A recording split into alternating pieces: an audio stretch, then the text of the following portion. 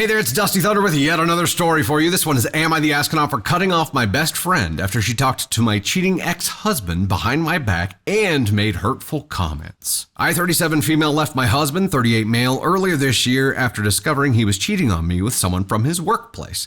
We were together for 12 years, married for 8, and I truly thought we were solid. Finding out he was sneaking around, lying to me for months was the most gut-wrenching thing I have ever experienced. I found out over Christmas last year. When I decided to leave, I asked my friends for one simple favor. Please don't maintain a relationship with him. I didn't think it was unreasonable. He betrayed me and I needed my friends to have my back as I tried to pick up the pieces of my life. Most of them understood, but one of my closest friends, Sarah, 38 female, completely ignored my request. Time out, quick poll for you, chat. Is this an okay thing to ask your friends? Okay. I want to get a gauge here. I'm doing a temperature check. Is this something you think is okay to ask your friends, to ask them not to have any kind of relationship with your ex?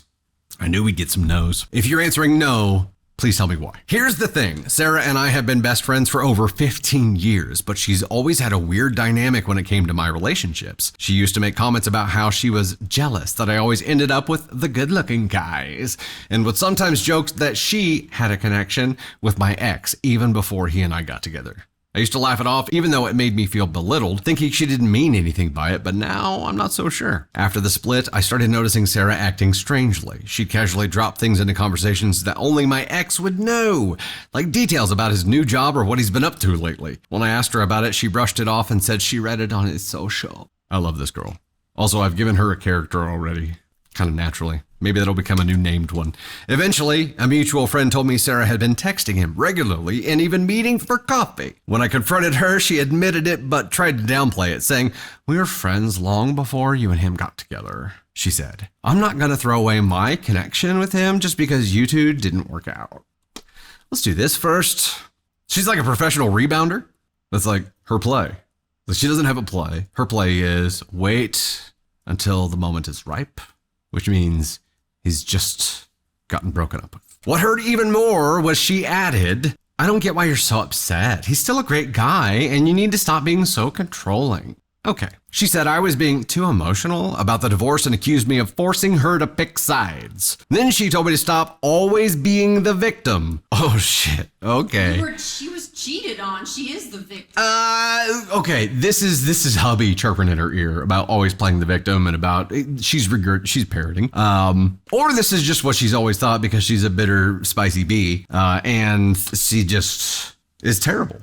She's trying to beat up OP's character in her mind because it makes her feel better about what she's doing now. Here's what really hurts. I don't know what she's been telling him about me. I confided in Sarah about everything. How hard it's been to start over, how anxious I feel about my finances, and how much I've struggled with therapy. The thought that she might have shared those deeply personal things with the man who destroyed me makes me sick. I told her I couldn't trust her anymore and I stopped speaking to her. Now she's texting me saying she misses our friendship and thinks I'm being unreasonable for cutting her off. So Reddit, am I the astronaut for walking away from Sarah? Was I too harsh? Or did she cross a major line here? There is an update. But first, let's chat. Thoughts?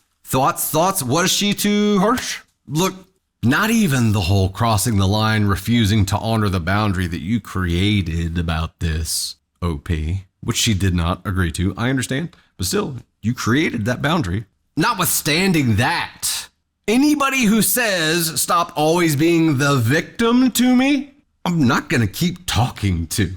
I'm not going to keep confiding in. I'm not going to keep making myself vulnerable to. That's why you have to choose a side. And maybe somebody else in chat will connect with that too. And that's why I feel if you are friends with someone and they ask you, I don't think she asked them to choose a side. She asked him to not maintain a relationship. She didn't ask them to go bitter, cold bitch on them. She just asked that it not be like the friendship that it was. And here's why I think that's important. If they are your true best friends, one, my friend would not have to ask me, like, I'm not going to maintain a relationship with someone that cheated on her and destroyed her life while they were married. That's just not something that I would do.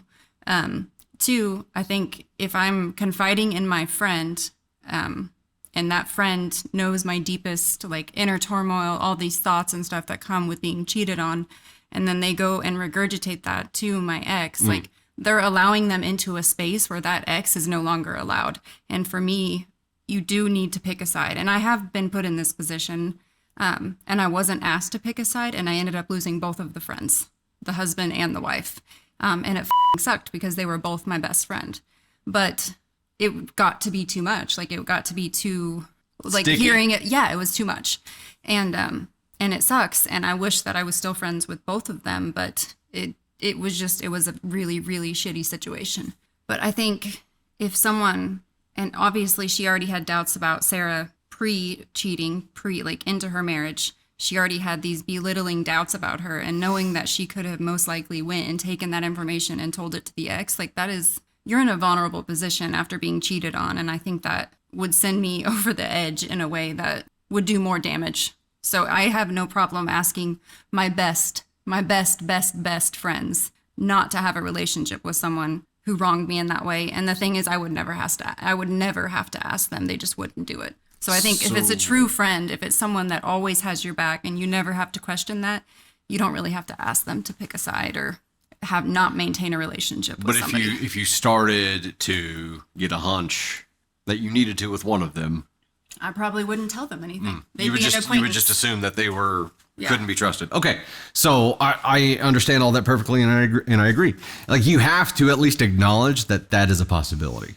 When something happens where a friend group is inevitably going to end up having to choose who they're going to have a meaningful relationship with. Even if you don't want to choose, it will come to that organically. There you go. It just will. It's cleaner if you decide up front, probably, but you don't have to do it like you said, cold turkey, bitch mode or something. Like, it being that. It doesn't have to be that. No, I'm saying like it doesn't. So like, picking a side, it doesn't have to be that way. Like, there's a graceful way to do it, I think. Yes. And there's a respectful way where no one feels undervalued or like they're getting exiled or something. There's a graceful way to do it. Sarah, here's what I think happened. I think the ex knew that Sarah wanted him. It doesn't sound like Sarah made that difficult to figure out. Ex knew that. Maybe wasn't that into her, but saw value in her as a potential spy who could deliver information about OP and get him get his cortisol dose there. Get him something he was seeking. Now that OP has cut her off, he does not see that value in her. So she's now reaching back out, trying to rekindle the relationship to reestablish her value with him. Update! Sarah sent me a long text message this week apologizing and wanting to regain my trust. She said that she missed me and wanted to know what she could do. Why are my lights not red? Make this happen now. After considering her words, which on the surface sounded sincere, and remembering everything that was said on this comment thread, I wrote back a reply that in essence said, I don't trust you. I don't see a path forward. You have hurt me deeply and betrayed my trust, and I do not want to try and reconcile. Green flag, OP. Her reply back and the final nail in the coffin of what I thought was a sincere friendship was to attack me, bring up old sins from the past that were dead and buried, saying she only did what she did because she was angry for something she said I did years ago, and tried to minimize what she had done or deflect blame. It was mean and petty, and after I read it, I closed the message and simply carried on with my life. Part of leaving my cheating husband was coming to terms with who I am and what kind of treatment I am willing to tolerate. I don't need friends like her, and I am at a place of peace about how this turned out. I didn't lose a friend. I gained some self-respect. Okay, Queen, I'll back up and let you do your thing. OP. Damn. I'm unable to help, as I am only a language model and don't have the ability to process and understand that. Who's that bitch? That you, OP? Google thought I was talking to her. Wow. I could only hope for every single person here right now, or seeing this, that you can find the strength, clarity, and finality that OP displayed here. Like, shit.